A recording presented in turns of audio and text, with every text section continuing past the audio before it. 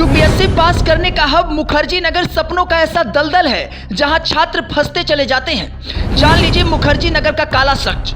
UPSC के नाम पर क्या धोखा है मुखर्जी नगर। हजारों स्टूडेंट हर साल हिंदी मीडियम से तैयारी के लिए आते हैं और सफलता 1% विद्यार्थी भी नहीं पाते हैं। एक छात्र के ऊपर खर्च होते हैं 20,000, सालीना करीब 4 से 5 लाख रुपए का खर्च होता है। माँ बाप बन जाते हैं गरीब और बेटे के साथ हो जाता है धोखा। तैयारी करने वाले छात्र जब डेमो क्लास से बाहर निकलते हैं तो सोचते हैं कि मैं नहीं तो कौन भी, और 4 साल बाद पता चलता है कि वो तो कहीं है ही नहीं। दिल्ली का मुखर्जी नगर इलाका, जिसे छात्र यूपीएससी का मरकज कहते हैं, ये नाम सुनते ही ऐसी जगह की तस्वीर उभरती है जहां हर साल हिंदी मीडियम के हजारों student civil services exam pass कर आईएएस आईपीएस बनकर जिंदगी बदलने का सपना लेकर आते हैं। कई ऐसे स्टूडेंट होते हैं जो कड़ी मेहनत की बदौलत सफलता भी पाते हैं, हालांकि उनकी संख्या 1% से भी कम है।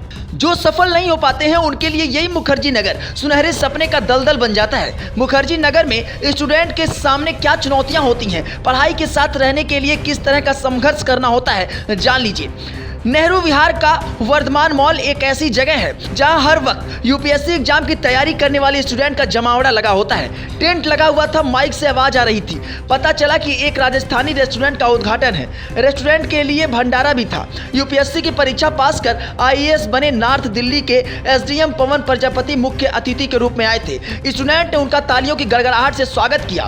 पवन प्रजापति ने कहा कि जब कोई स्टूडेंट तैयारी करने लगता है तो कॉन्फिडेंस भरपूर होता है, लेकिन सिलेबस के हिसाब से नॉलेज नहीं के बराबर होती है। धीरे धीरे ज्ञान बढ़ता है लेकिन कॉन्फिडेंस डगमगाने लगता है। अगर कॉन्फिडेंस डगमगाने लगे तो नॉलेज भी बिखर जाती है, और यही वजह है कि कड़ी मेहनत के बाद भी सफलता हक में नहीं आती। ऐसे में बड़ी सफलता के लिए नॉलेज और कॉन्फिडेंस में संतुलन होना बहुत जरूरी है।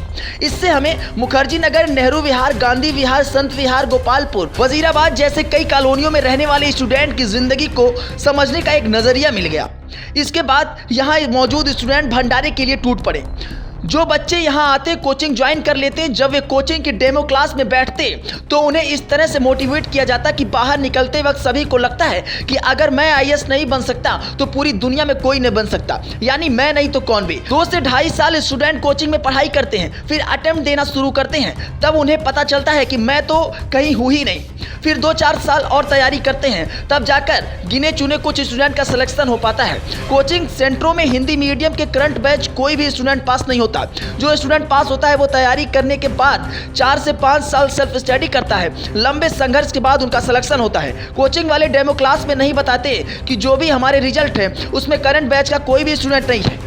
यहाँ रहकर तैयारी करने के लिए सालाना कम से कम 4 से 5 लाख रुपए खर्च होते हैं। एक स्टूडेंट कोचिंग की फीस 2.5 से 3 लाख रुपए देता है। 10 से 12 हजार रुपए महीने का कमरा। एक स्टूडेंट का हर महीने कम से कम 18 से 20 हजार रुपए खर्च होता है।